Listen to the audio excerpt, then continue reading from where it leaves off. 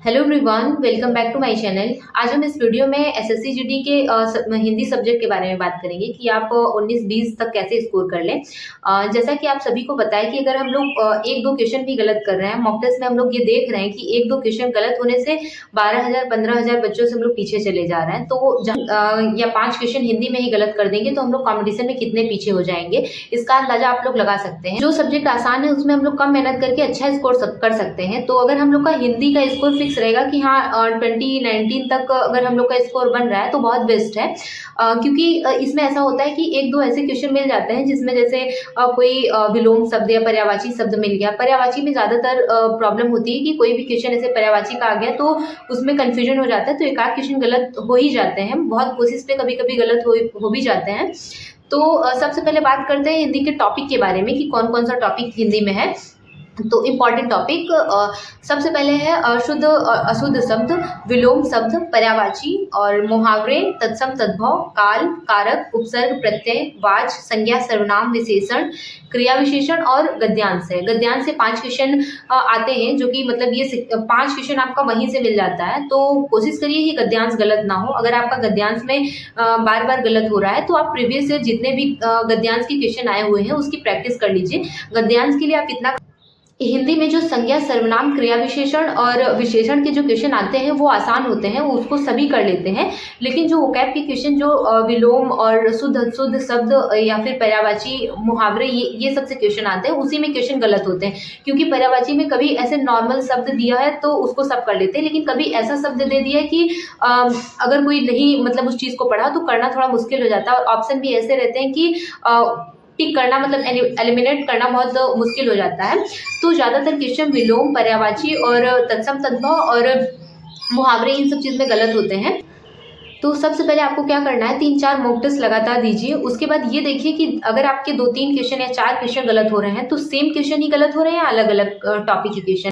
अगर आपके हर mock test में एक ही टाइप के क्वेश्चन गलत हो रहा है, जैसे आपका तत्सम तद्भव का क्वेश्चन गलत हो रहा है, हर मॉक टेस्ट में आपका तत्सम तद्भव का ही क्वेश्चन गलत हो रहा है, तो वो चैप्टर अच्छे से पढ़ लीजिए और उसके जितने भी प्रीवियस ईयर क्वेश्चन है उसको अच्छे से कर लीजिए। इसके लिए आप टेक्स्ट बुक पे चैप्टर वाइज मॉक टेस्ट दे सकते हैं। वहाँ पे विलोम शब्द, पर्यायवाची, तत्सम तद्भव सारी चीज़ का चैप्टर वाइज दिया हुआ, वहाँ से आप अपनी प्रैक्टिस कर सकते हैं। प्रीवियस ईयर क्वेश्चन भी दिया हुआ है।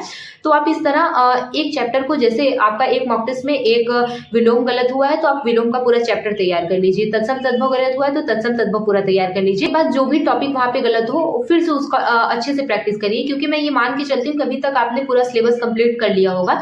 बस ये रिवीजन का टाइम है, रिवीजन इसी तरह करिए, मॉक टेस्ट दीजिए। उसके बाद प्रीवियस ईयर क्वेश्चन ज़्यादा से ज़्यादा कोशिश करिए कि जितना हो सके आप वोकैब का, जितना हो सके आप विलोम, पर्यायवाची, तत्सम तद्भव, इन सारी चीज़ों की अच्छे से रिवीजन करें। मॉक टेस्ट से रिवीजन करिए और प्रैक्टिस बुक से रिवीजन करिए। आपने जो नोट्स बनाए उससे रिवीजन करिए जितना हो सके।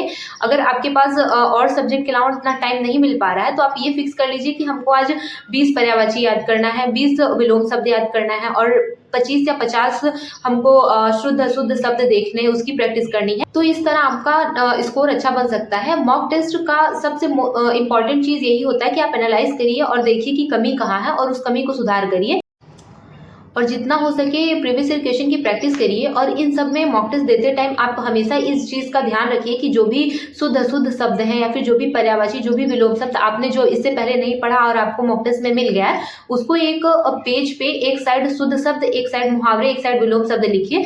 और जितना भी मॉक टेस्ट दीजिए उसमें जो भी नया आपको कुछ मिले, जैसे नया शब्द, नया कोई पर्यायवाची, नया कोई मुहावरा जो अभी तक आपने प्रैक्टिस नहीं किया है, उसको वहाँ पे लिख लीजिए। और हर मॉक टेस्ट के देने से पहले उसको एक बार रिवाइज कर लीजिए। तो ये आपका ऐसा रहेगा कि जो भी आपका वीक पॉइंट है, फिर जो भी अभी तक आपने नहीं पढ़ा, उसका एक बार रिवीजन होता रहेगा और इससे आपका स्कोर बहुत अच्छा बन जाएगा।